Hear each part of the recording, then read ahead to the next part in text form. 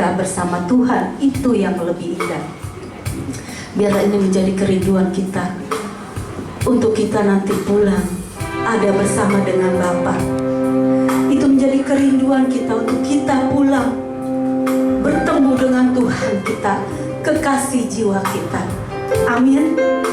Kita nyanyikan nomor 28. Saya mengundang Bapak Ibu untuk bangkit berdiri. Kita akan mempersiapkan hati kita untuk kebenaran firman Tuhan. Jauh-jauh di sana rumah Bapakku.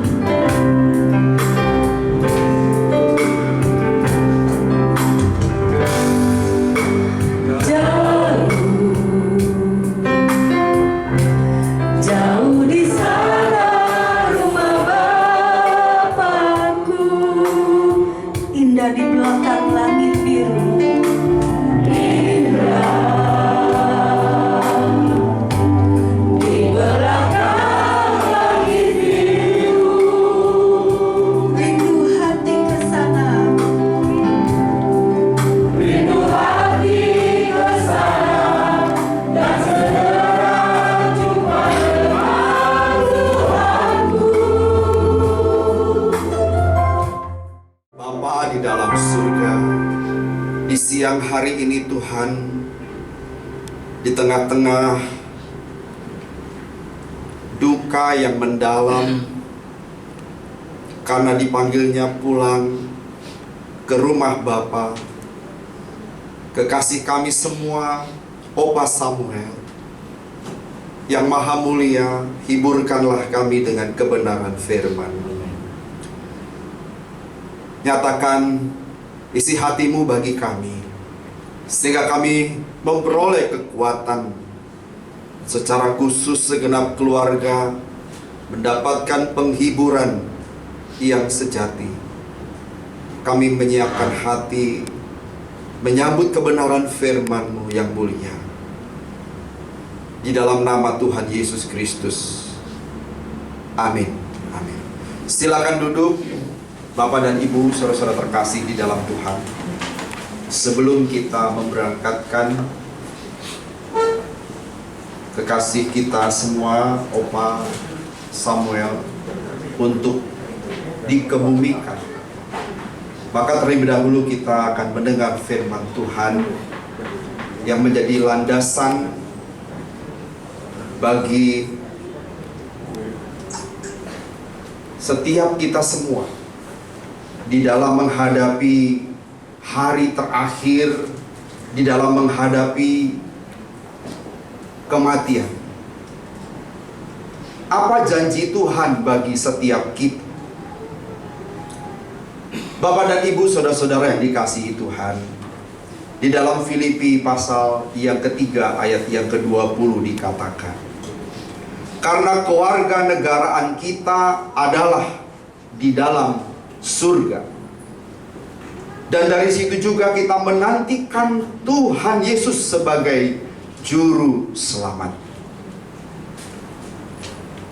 Demikian juga di dalam 2 Korintus pasal yang kelima ayat yang pertama dikatakan, karena kami tahu bahwa jika kemah tempat kediaman kita di bumi ini dibongkar, Allah telah menyediakan suatu tempat kediaman di surga bagi kita. Suatu tempat kediaman yang kekal, yang tidak dibuat oleh tangan manusia. Kita akan menutup dan setelah itu tidak akan bisa lagi dibuka sampai selama-lamanya. Namun kita akan berjumpa nanti di langit baru dan bumi yang baru. Pujian nomor 62. Tuhan Allah beserta engkau. Kristus mengawali. Tuhan Allah beserta sampai bertemu. Sampai bertemu,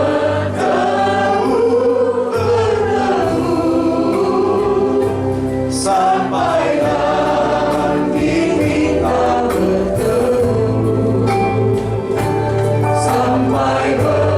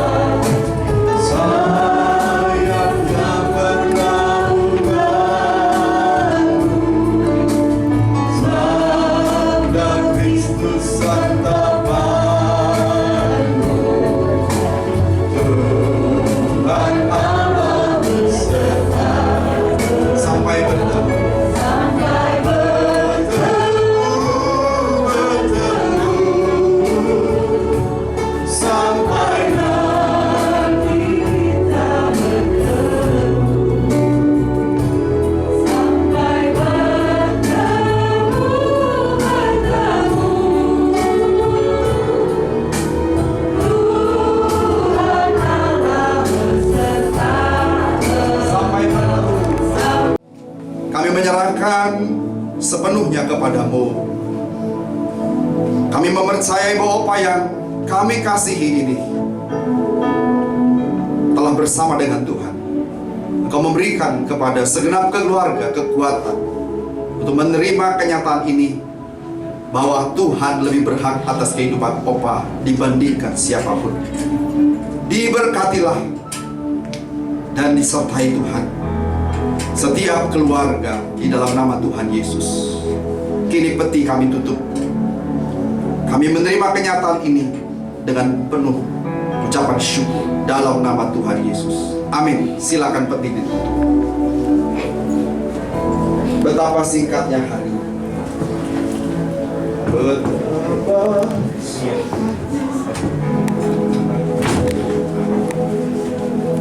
kita akan pujian ini, betapa singkatnya hari. Betapa singkat.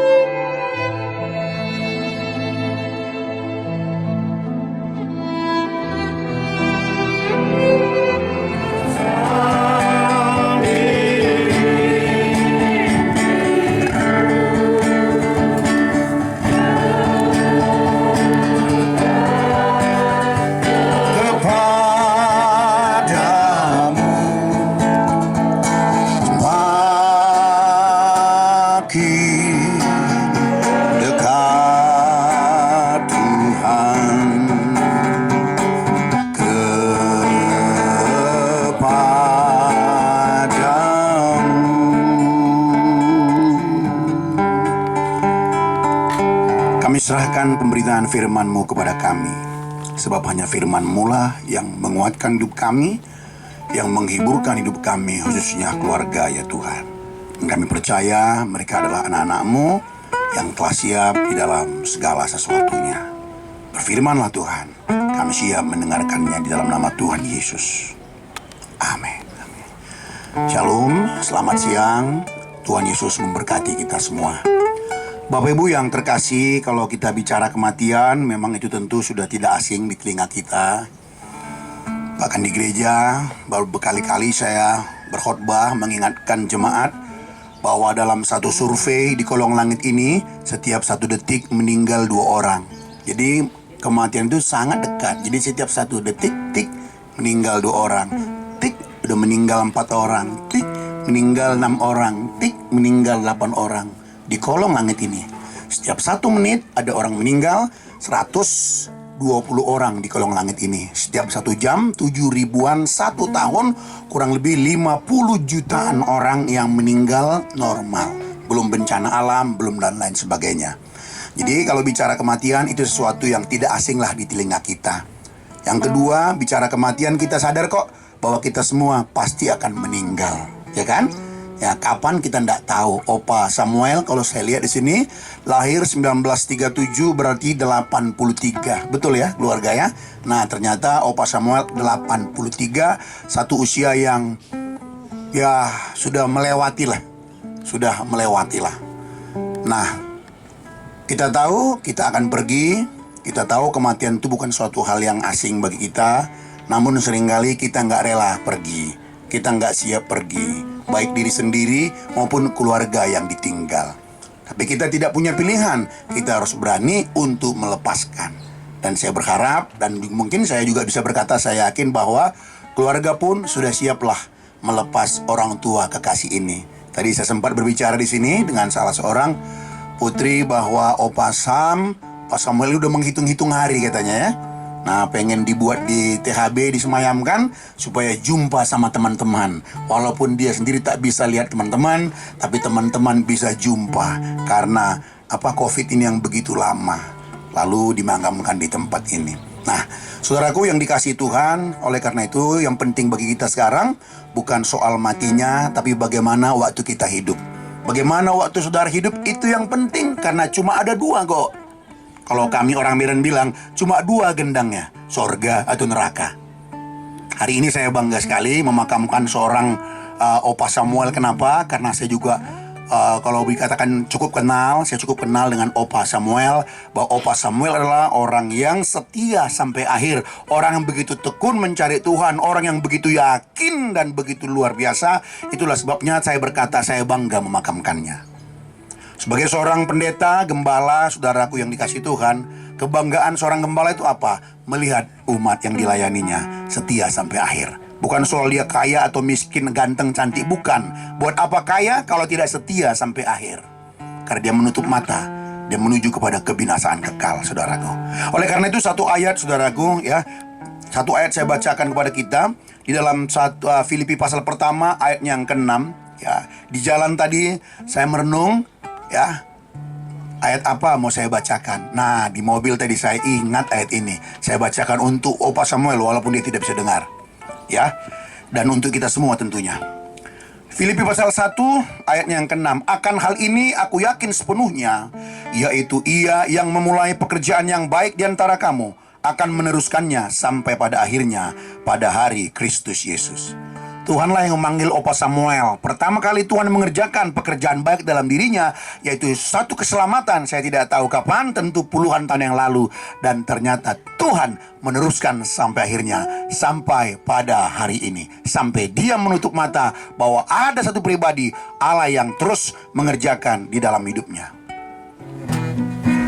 Hanya 70 tahun, demikian firman-Mu. Dalam dekat waktu semua berlalu dengan buru-buru. Betapa singkatnya hari, betapa singkatnya hari.